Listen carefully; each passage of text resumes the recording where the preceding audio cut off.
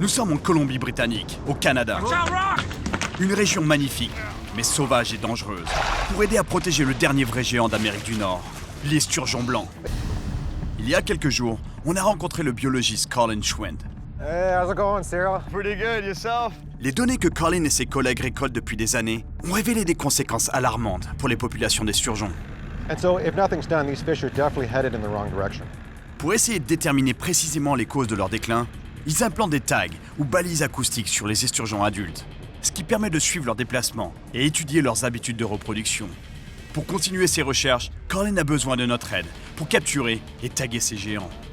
Si j'arrive à en attraper un gros, mon équipe enverra nos coordonnées GPS aux scientifiques pour qu'ils puissent nous rejoindre et taguer le poisson au plus vite. Et Colin a besoin d'un poisson vraiment gigantesque. Minimum size for me is about 2 meters, 200 centimeters. 2 meters, that's 7 feet, right? Yeah, it's a big fish. Wow, that's a giant fish. That's a bike-breaking fish. Yeah, that's why I brought you here.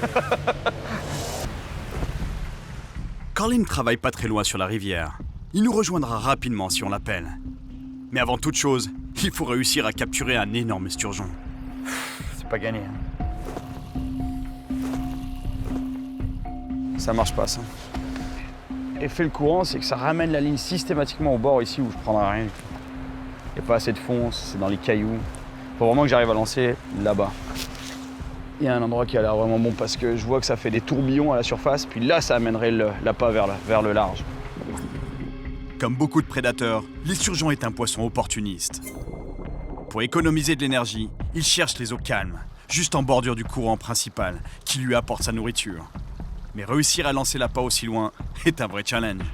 Quand on lance 6 onces de poids et à peu près l'équivalent en appât, on peut se démonter l'épaule, surtout quand on a mal à l'épaule comme moi. So I think Chris, plan B. All right, plan B.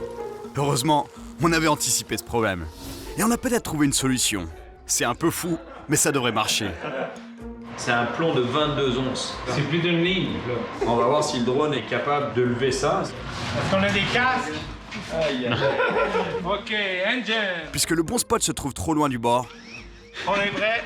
on va utiliser le drone pour aller y déposer l'appât. Wow! Bon, mais ça fonctionne. En théorie, ça devrait marcher.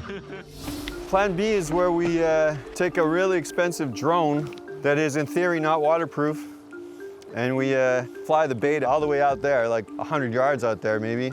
Cette idée rend notre réalisateur, Jeff, un petit peu nerveux.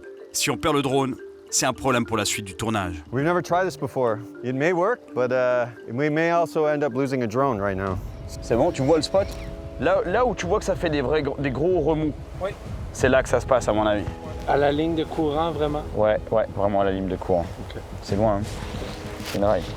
C'est le moment de vérité. Ok, parfait, ça on y est. Et on dirait que ça marche. Ah, ça me paraît super bien. Là. Ouais, vas-y, parfait, Chris. Vas-y. Ah, c'est bon, ça marche. Continue, ouais, t'es presque au-dessus du spot. That's the right spot, that's for sure. Reste en altitude pour que je le déclipe. Quand le drone se trouvera au bon endroit, j'aurai plus qu'à tirer d'un petit coup sec sur la ligne pour faire tomber mon appât dans l'eau. Une manœuvre assez risquée pour le drone.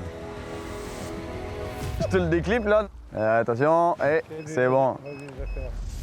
Yes. Yes.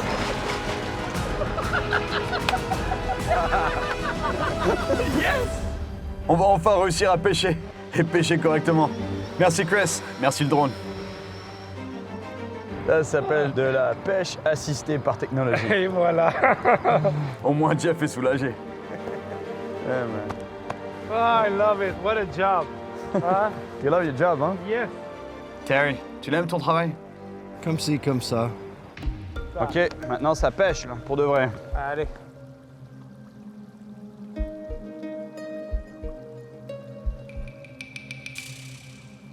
Allez, les esturgeons.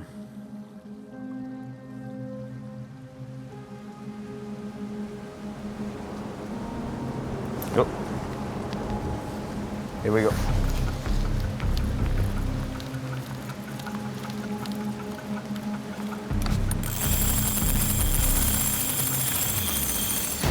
Yep.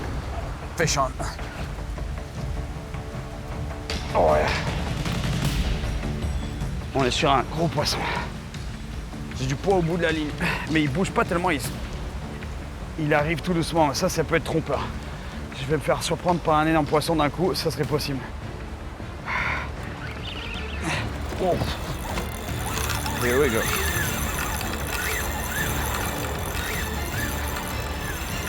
Je viens d'en avoir la confirmation. Là, j'ai sorti le poids. Et c'est un gros. Oh.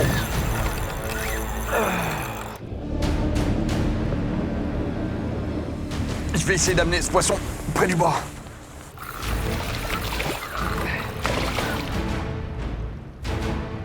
Ouais, je pense que je veux le voir la taille du bestiau.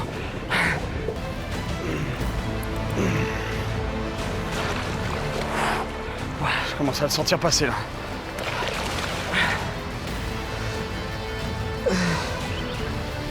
Yes, il est juste là, il est juste devant moi. C'est un beau poisson. Yes. Oh.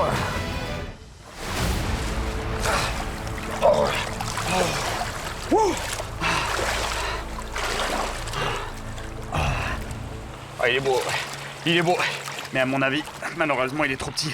Corlen a besoin d'un poisson de presque 7 pieds de long pour pouvoir le taguer.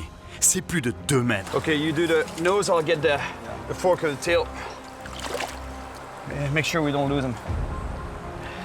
It's 5 foot 5 inches. Oh man, can you believe that this fish is way too small for what we need? Et ces poissons, ils existent depuis 150 millions d'années. Ça veut dire que ces poissons, ils ont partagé la planète avec des dinosaures. C'est incroyable. Ces poissons sont quasiment aveugles. Regardez, ses yeux sont minuscules. Et en plus, ils vivent au fond des rivières, dans des eaux qui sont quand même assez turbides, troubles. Donc ils voient presque rien. C'est pour ça qu'ils se nourrissent à l'odorat. Ils ont l'odorat qui est à peu près 2000 fois plus puissant que le nôtre. Sous le museau, ils ont ces espèces de filaments qu'on appelle des barbillons. Et ça leur permet de goûter les proies. C'est un peu comme des papilles gustatives. Allez mon grand, tu retournes d'où tu viens. C'était un poisson magnifique, mais pas assez gros. Ah, je peux pas croire que ce poisson était trop petit. Il faut continuer de pêcher en tout cas. Il y a des esturgeons dans le coin.